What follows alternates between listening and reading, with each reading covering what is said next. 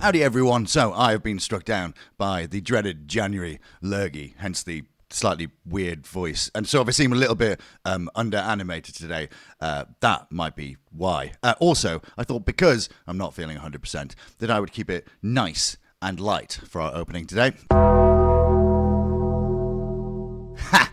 Psych. So obviously I'm aware that some people may not want to watch this part of the video, so I will see you. It'll be on the thing. You can skip ahead. I'll see you when we get back to a little bit more about Jungian psychology in a moment. For the rest of you who are staying, obviously trauma bonding is a theme that is brought up quite regularly by people when they talk about the relationship between the man, vessel, and the deity, sleep. Why is there this disparity in the relationship? So let's talk about it. Let me put this to you. What if the person who hurts you the most is the one person that you can't live without? And what if the relationship that causes you the most pain is the one that feels the most impossible to leave? Well, that's not weakness, and that's also not love. That is trauma bonding. Because trauma bonding isn't about being overly dramatic or naive or being addicted to drama.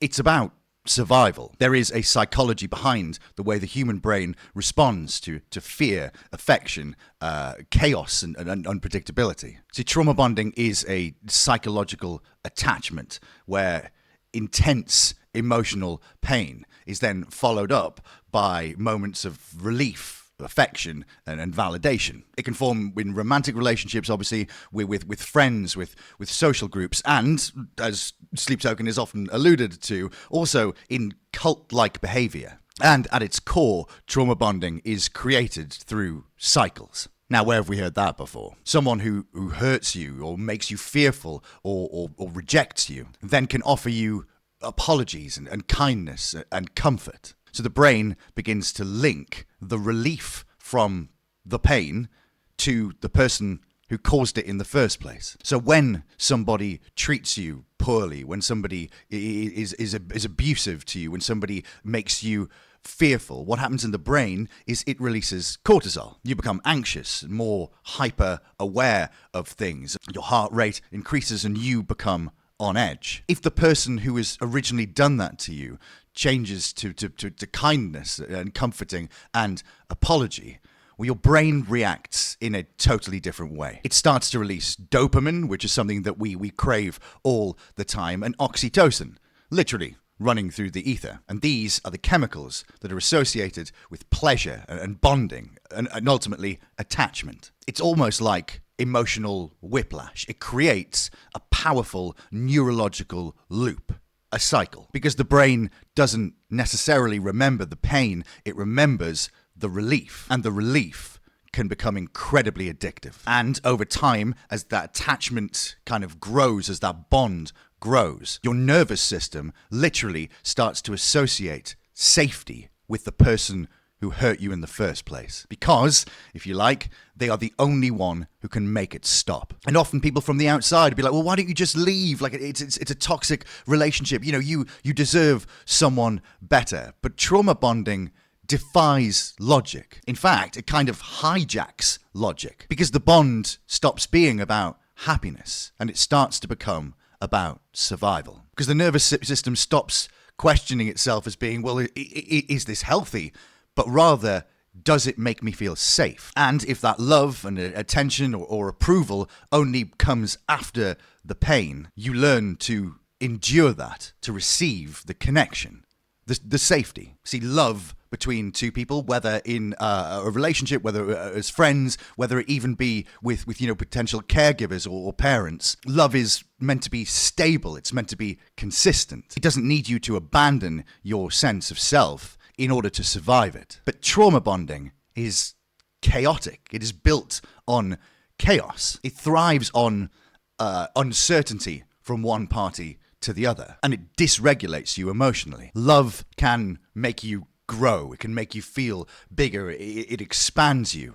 But trauma bonding is a trap. And a lot of these bonds aren't necessarily built in adulthood. A lot of them can be with relationships with caregivers from an early age. So later in life, that chaos can feel comforting, for want of a better term, because the trauma bonding isn't chosen. It's conditioned into you. And there are examples of this conditioning that happen even as early as EP1 and EP2 in terms of relating this back to Sleep Token. In fact, this week on Twitch, we've been diving into EP1 and EP2, and obviously a lot of you know I've already made 2 videos about Nazareth, but it feels like something was pushed. Somebody was pushed to do something awful. And then when we got to Jericho, the tone completely changed. Rather than an air of sinisterness, in Jericho, walls were built up again, or rather, a tower was built, a place of worship. We set the scene in EP 1 and 2. EP 1, particularly, if you like, with fields of elation, quiet and loamy, where this relationship was meant to grow. But then there was a deal struck by the antagonist to the protagonist, at least in my opinion. And in Jericho, it becomes comfort again. It becomes the comfort after the trauma.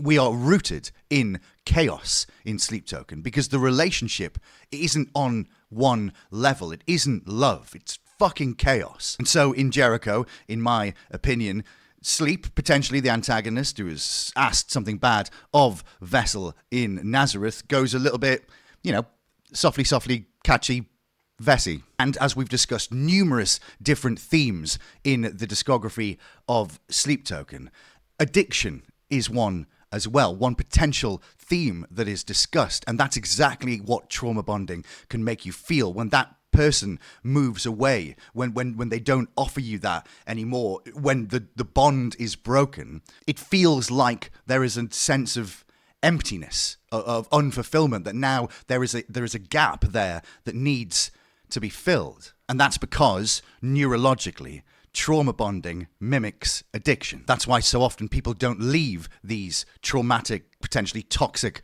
relationships, because you're literally withdrawing from a biochemical cycle that your body craves, that your body has learned to depend on. As many of you who've watched my videos before will know, I take a bunch of, I think that the beauty of Sleep Token as a piece of theatre is that it can be interpreted in so many different ways and from so many different viewpoints. And so now getting to the song Give, which is halfway through the album Sundowning, which up till this point has been chaos. We get establishment in the night does not belong to God, and then a very open offering before somebody else, one of the characters, levitates away, or there is the fear that they will escape, almost like in an alchemical process. And there's backstory from the dark signs, from one character to another, saying, well, I knew this was coming. Then potential conflict in higher, before one character asks the other, or rather tells the other, to take aim at them. So really, it has been chaotic thus far. But as much as Jericho felt a little bit like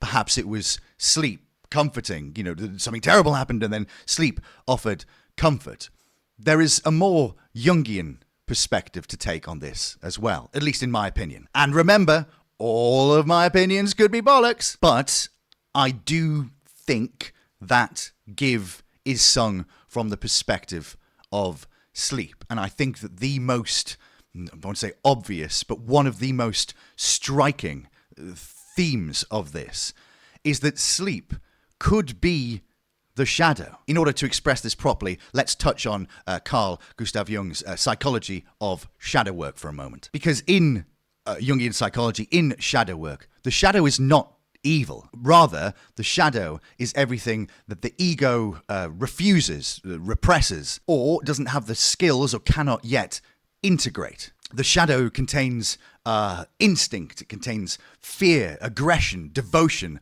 obsession, all of the things that the conscious self keeps buried. And so, in that respect, Sleep fits this archetype perfectly, because Sleep is ancient and wordless to an extent. Sleep is ritualistic and exists almost outside of moral framing. And although powerful, Sleep is incomplete, because crucially, the shadow cannot individuate on its own. It needs the ego, and that is where Vessel comes in. Because if Vessel does represent the ego and the shadow is represented by Sleep, then this is not predator and prey. What it is like an internal psychic process, but it's being portrayed as myth, as storyline. And so, particularly here in Give, Vessel isn't being asked to be consumed. In a way, he's being asked to relinquish control, because without relinquishing that control, without the ego listening to the shadow,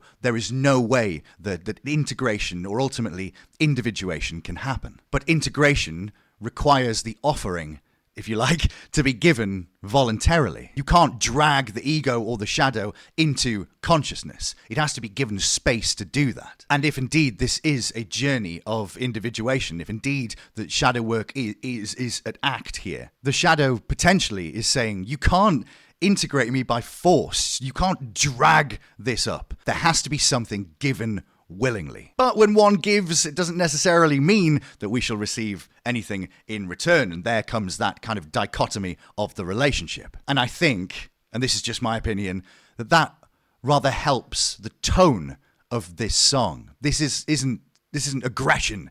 This isn't, you must do this. This is, if you want to give, then give me all that you can give. We have to go all in together.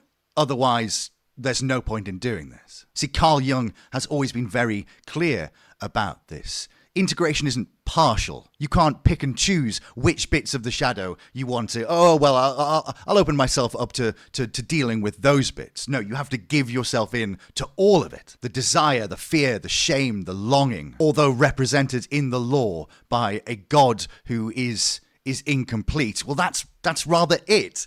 The God needs Vessel. It needs Vessel to spread the word so that God can become more powerful. And remember, in exchange, they will offer them, well, we believe, ascension. And recently, when we've been talking about sundowning, we've been talking about its links to dementia. And this ties in again with the idea of ego, because dementia is the collapse of the ego's continuity. Your identity begins to fragment. Your memory dissolves in a way, and the narrative of yourself begins to erode. And this ties in rather beautifully with some of the stuff we were talking about in Take Aim. From a dementia standpoint, Give is almost a desperate instruction, but given potentially too late. It is potentially Sleep reaching out saying, before you forget who you are, give me everything that you can. In the same way that caregivers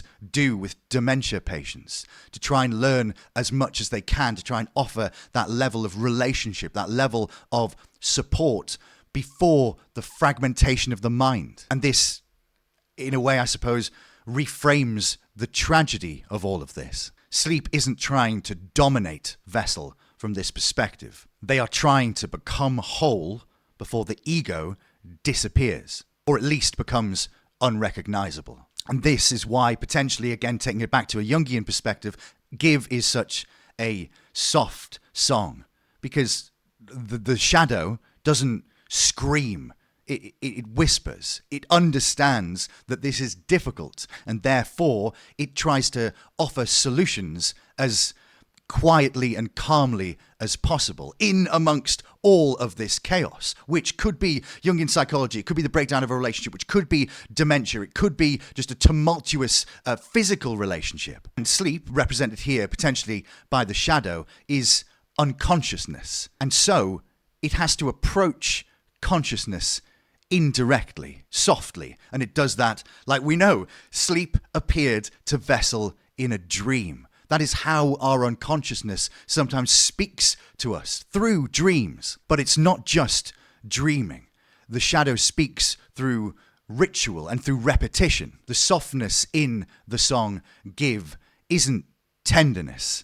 It is the unconsciousness beginning to seep through the cracks. And maybe Give is another threshold moment in the story of Sleep Token. Because if indeed we do think that Sleep speaks less often in these songs than Vessel does, then there must be a reason for it. And again, you may have a completely different opinion. You may think that this is entirely Vessel singing to Sleep, or Sleep singing to Vessel, or maybe other characters that we haven't even, dived into yet. But the reason why it might be a threshold moment is because Sleep doesn't speak often.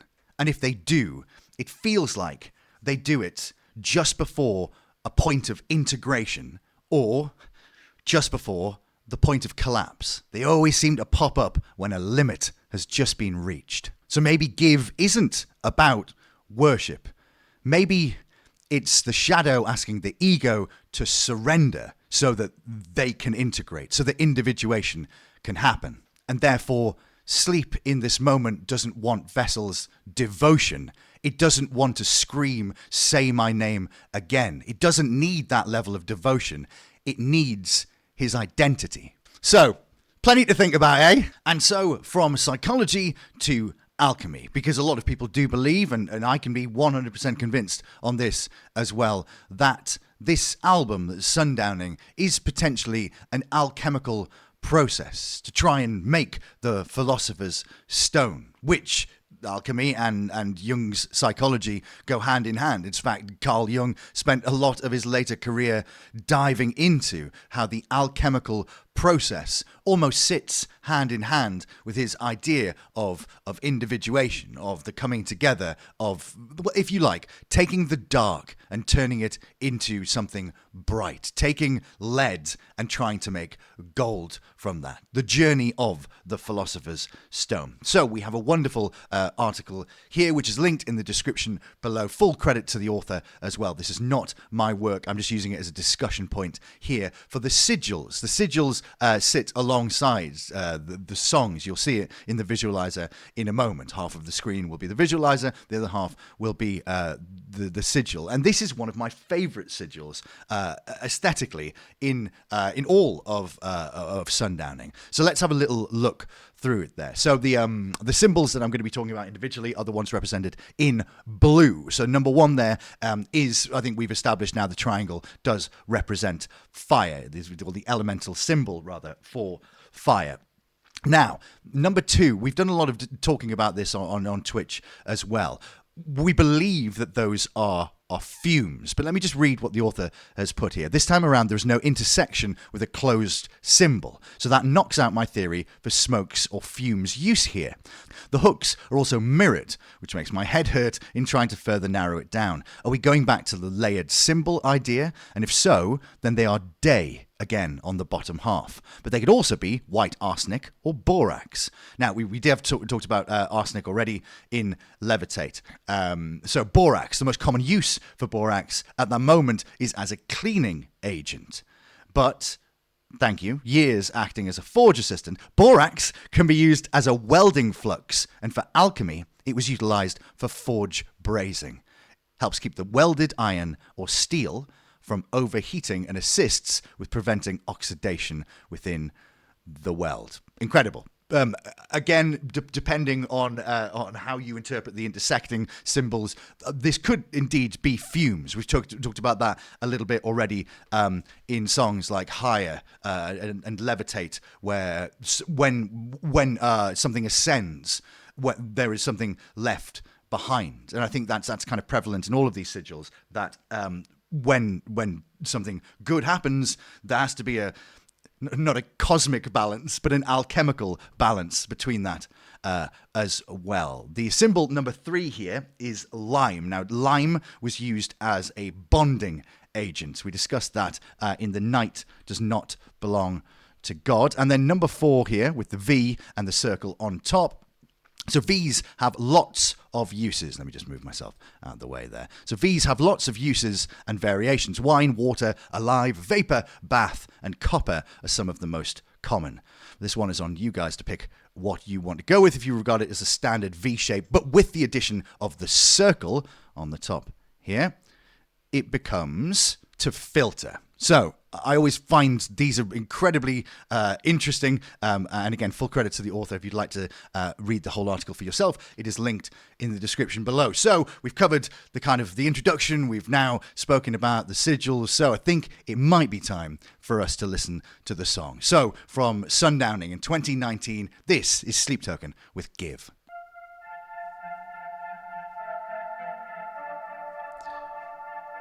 Okay, so I think we're in the desert.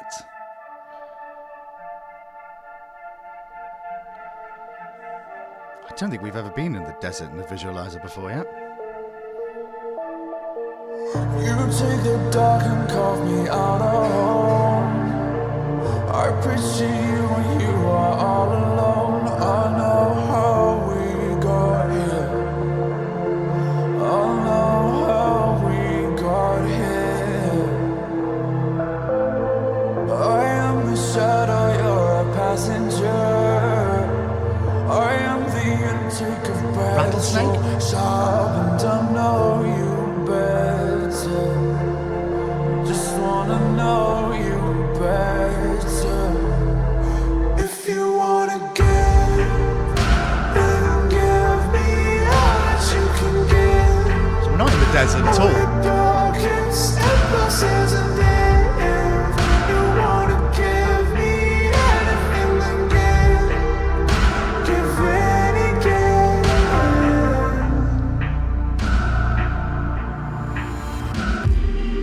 I'll tear the fiber from the filament. I'll be the limit of your light again. I wanna taste you better. I wanna taste you better. I will be watching for your enemies, to let them know that they contend with me. I wanna know you're out there. I wanna know you're out there.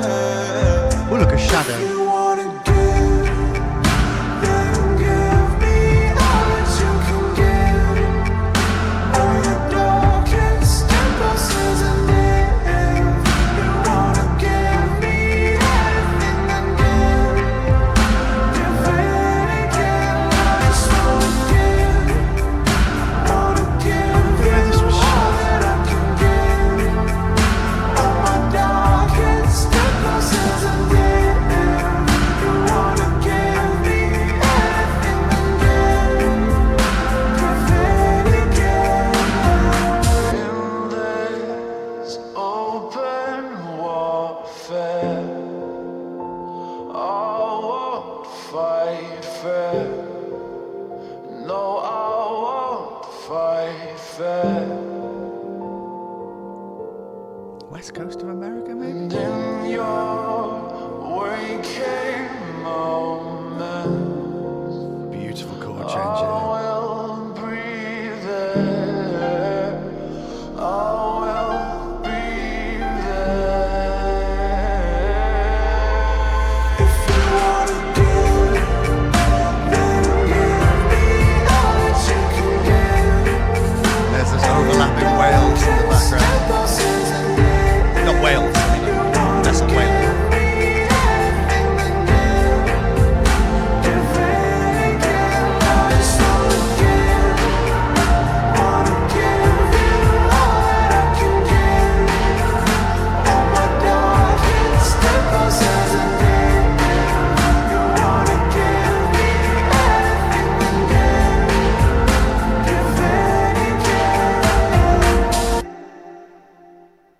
No, Liam.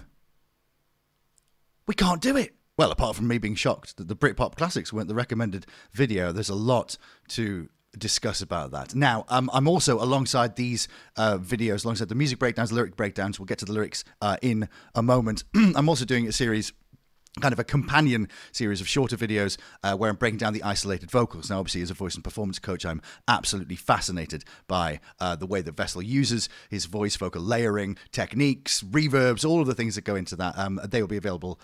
They are available on my YouTube channel as well. So please do go and have a look at those if that's the sort of thing that interests you. But musically, it's one of the most stripped back of all of the Sleep Token songs that we've listened to thus far. It also has no breakdown as such. It has a middle eight where we get that lovely passing kind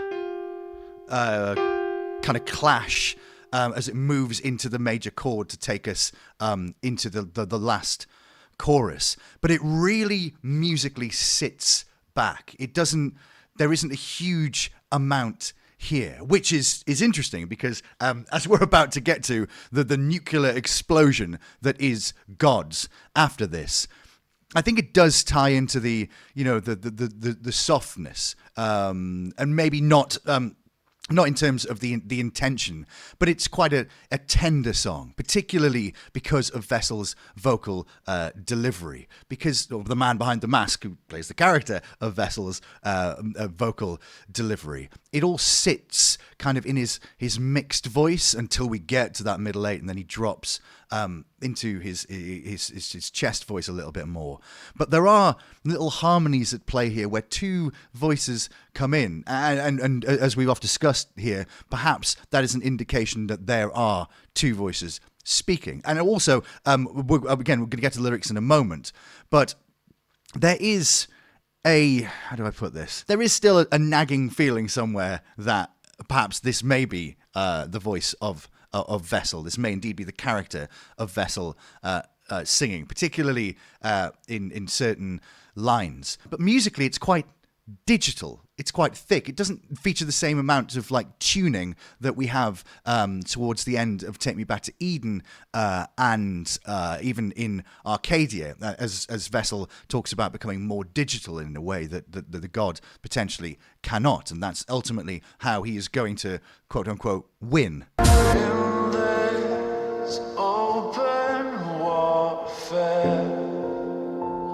This is really beautiful. no, I won't fight fair. There's lots of delay on there as well. In your waking Panned harmonies back up the octave. I will breathe This. there. I will be there. We rumble, but we never get aggressive.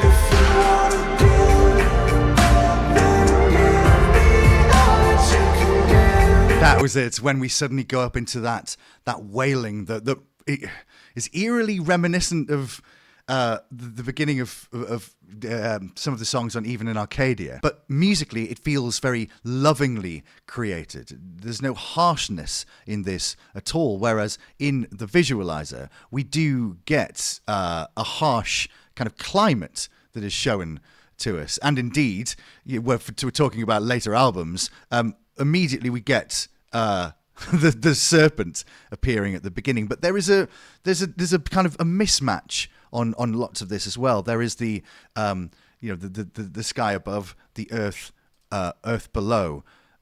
It's a bleak, unforgiving landscape. That's often the best way I can think of describing this, which is in complete opposition to the song, to the feeling of the song, I don't want to say romance of it, but there is a touch of romance to this as well. But I think that the best thing we can do is, because they are fascinating when it comes to discussing lore and alchemy and psychology and dementia and all of that. Let's dive into the lyrics. So the first two verses of Give by Sleep Token. If you've never watched one of my videos before, sometimes I like to try and pull these out to make you think of them as poetry, or perhaps a monologue, or indeed a duologue as well, without it having the rhythmic syntax to it. So you take the dark and carve me out a home. I picture you when you were all alone. I know how we got here. I know how we got here. I am the shadow. You're a passenger. I am the intake of breath so sharp. And I know you better. Just want to know you better. Right. You take the dark and carve me out a home. Now, the word carve is very deliberate, beautiful use of the English language here. It's not just you make me a home, you carve me out a home. I don't know why, but I'm immediately taken back to Jesus and Joseph and thinking about them and joinery, the way you use carving in joinery. But carving is also something that, has a more sinister feeling to it as well. But it's the fact that you take the dark. So you take the dark and carve me out a home. Again, the shadow, we're going to get to that more in a moment. I picture you when you are all alone.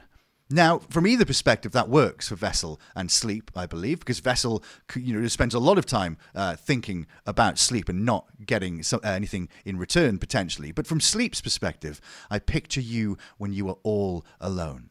At night, when in unconsciousness, when the protagonist is potentially asleep.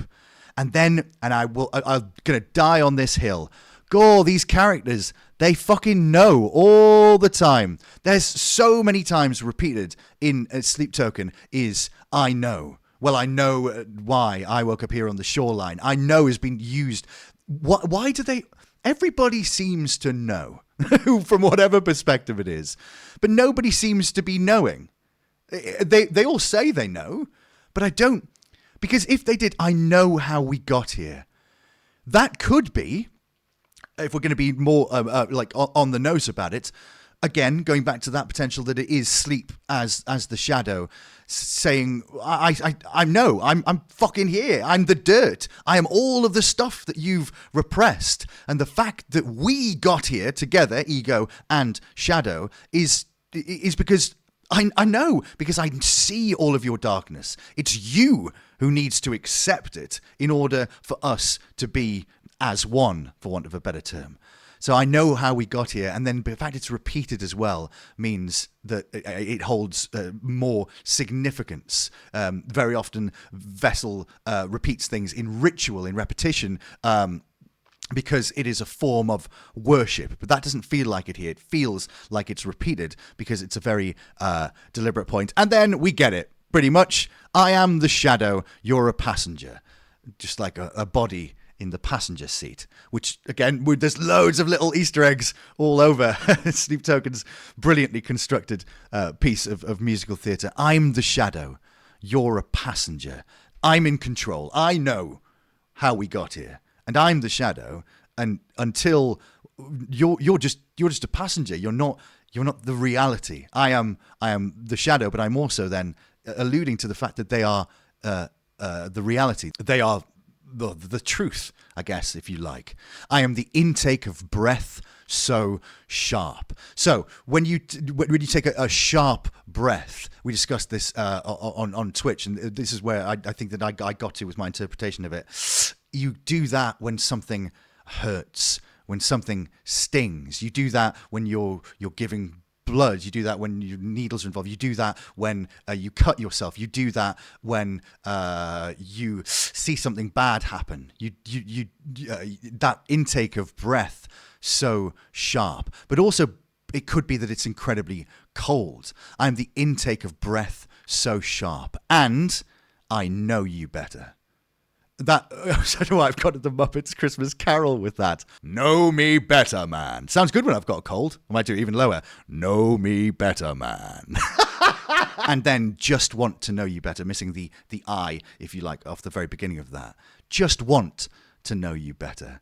It has that same kind of saccharine feeling a little bit, if we are going to talk about sleep, maybe speaking to Vessel. Just want to know you better has a little bit of the kind of, saccharine feeling that we get towards the end of Take Aim as well. And then we get to the first chorus. If you want to give, then give me all that you can give, all your darkest impulses. And if you want to give me anything, then give in again.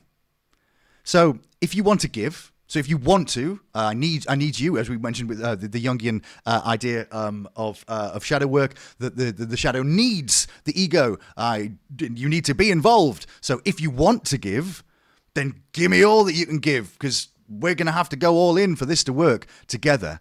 All your darkest impulses, again, to potentially the shadow. And if you want to give me anything, then give, give in again. So this has happened before, potentially. It gives me that idea, as we get sometimes, because nothing here is by not by design. Nothing here is left to chance.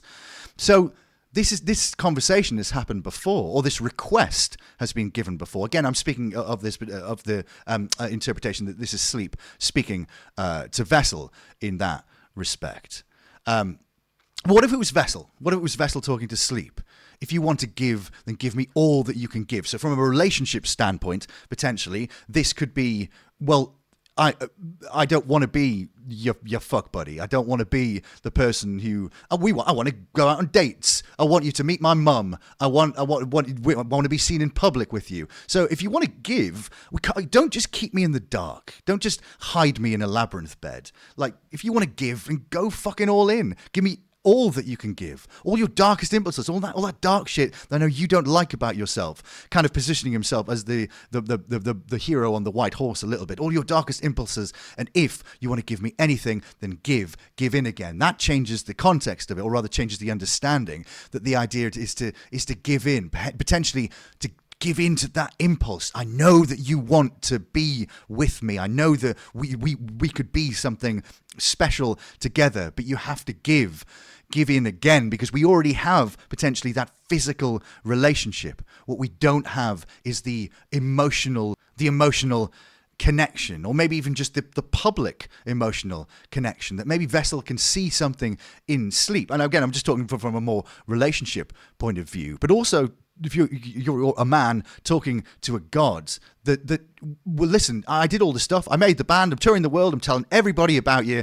You need to show me something. You need to give in. You need to drop the facade. And maybe you need to show me that you came to me in a dream and said that if I did this, then you would do something for me. Well, it's time to fucking give in and tell me what that's going to be, or give in and show me what this could be. Beautiful lyric here again with "I'll tear the fibre from the filament.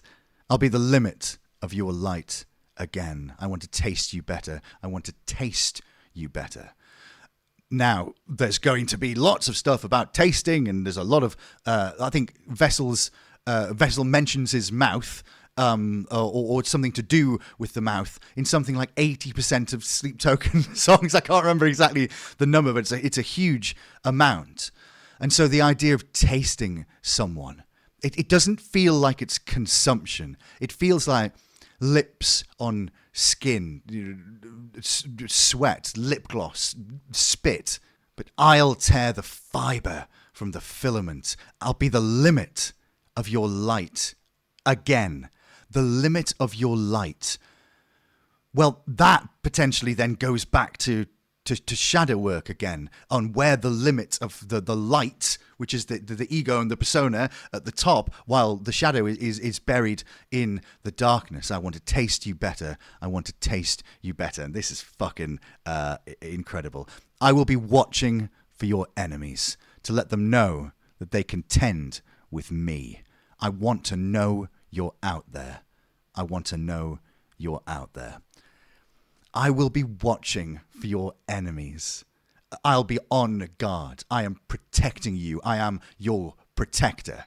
Although this throne didn't come with a gun, there's more of that to come later on as well. There are quite often in Sleep Token airs of protection, and we've discussed this before on Twitch. That there are times where I can do things to you, but fuck anybody else doing them to you. No, not and they're not my enemies. I will be watching for your enemies. I will be guarding you to let them know that they contend with me.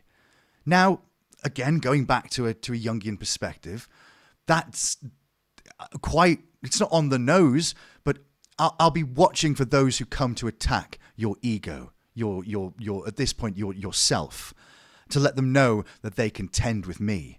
It's like having a henchman. It's like having somebody who's going to do the dirty work, and the dirty work lives in the shadow. The darkness lives in the shadow. The violence lives in the shadow as well, or violent tendencies live in the shadow. But I want to know you're out there. This is where I thought maybe potentially this could be from Vessel's point of view, because if this is, again, a man worshipping a deity, then it would be Vessel who loses them in the ether, in the clouds, in the heavens. Then maybe it's the character of Vessel that wants, I need to know you're out there.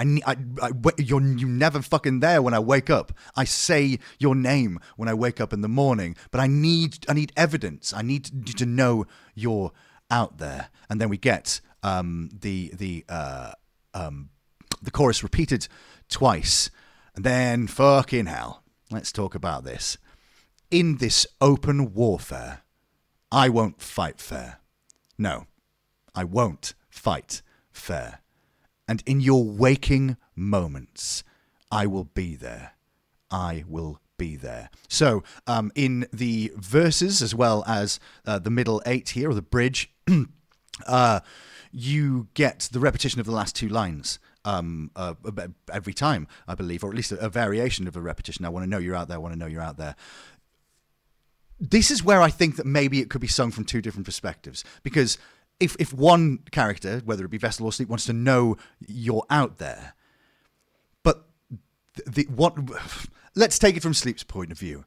In this open warfare, I won't fight fair, because and this is where there is the battle in shadow work, in Jungian psychology. The battle is that you the ego have to give in openly to the shadow, and it's open warfare. There are no rules really in psychology. Nobody has written rules of engagement, so it's open warfare. And people, John Mayer wrote the song "Heartbreak Warfare," but the use of the word warfare, because it's the acknowledgement that it is in this open warfare, meaning it is happening now. I won't fight fair. I'm not going to always do the right thing. I'm going to cheat. I'm going to manipulate. So that takes, if you like, quite a sinister tone, but it's presented so beautifully in the music. It's quite a dichotomy there. So in this open warfare, I won't fight fair. No, I won't fight fair. And in your waking moments, I will be there. Now, how the fuck is that Sleep? Because Sleep isn't there in the waking moments, right? Or is Sleep there all the time? Rather than Vessel believing, like we have done, and maybe on a relationship level, that he's a fuck buddy or whatever, and that they are gone in the morning, in the Uber before he's even opened his eyes. So in your waking moments, I will be there.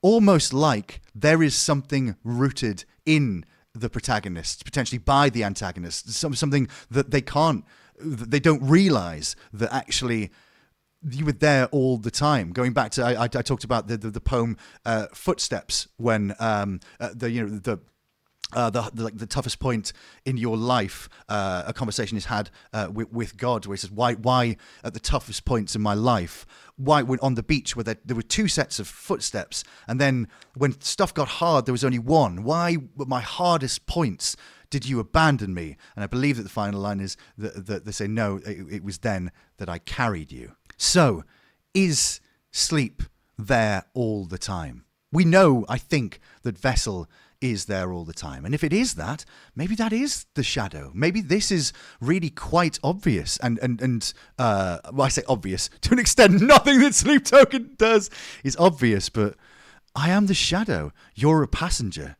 Because in your waking moments, in your darkest bits, if you're going to give, then give me everything. Because if you do, then I can carry you. If you give me all of this, then I can help you. Potentially, of course, because it could just be a load of old bollocks. From me, I mean, not from the man behind the mask. So, there we have it. Give by Sleep Token. We're about to be hit just after this with a fucking atomic explosion of fury in Gods, which again we can discuss from which perspective that could be as well. But I'm really enjoying doing Sundowning. I'm also really enjoying doing the isolated vocal videos as well. If you want to go and have a look on my YouTube page, for those, you absolutely can. They're in a playlist, I believe. And thank you very much for watching this. On screen now are all of my members over on Ko-fi. Now, we don't make any money on YouTube. You know, people who do analysis videos, music, the moment you play some copyrighted music, obviously there is no way to earn any income. And a lot of work does go into this. So I'm very, very grateful to my Ko-fi members that allow me the time to dive into this with the level that I like to. At least if you're a member on Ko-fi, you get access to videos early, you get exclusive videos. There's about, I think, nearly 200 hours of extra stuff on there now, which is incredible. You get access to all of the Twitch VODs. You get access to the members-only Discord as well, which is incredible and grows every day. It keeps me going. So if you do want to support me, that is the place to do it. So thank you very much to those who do this already. And if you do want to get involved, of course, you are free-range humans, so you can do what the fuck you want. But yes, if you choose to spend a little bit more time watching my stuff, you can do that as well. And of course, we spend a lot of time on Twitch. If you think this is in depth, fucking hell, you should watch one of the Twitch streams. And as we've been doing this week, going back and rediscovering EP1 and EP2 and tying it into maybe new thoughts about sundowning. And it's something that we do regularly as well. And of course, we had 90s week a couple of weeks ago and the 2000s last week, which were incredible, really, really good fun. And there's new merch. Yeah, you can go and buy merch. There's new merch out this week, which is very exciting. And yeah, just thank you so much for the support. Again, if you'd like to like the video, subscribe, turn the bell on. I don't think I've got the bell turned on for anyone, but if you want to do it for me, that would be lovely. But again, you are free-range humans, so you can do whatever you want. And I'm not your mum. But if I was your mum, I'd ask you to put a like, I think, probably. Of course, I love to hear other people's interpretations as well. So please do leave them in the comments below. But yes, next is gods. And, somebody's not happy. Maybe my voice will be back to 100% then as well. But yeah, thank you very much for watching. And sleep willing, I shall see you in the future. Have a lovely week.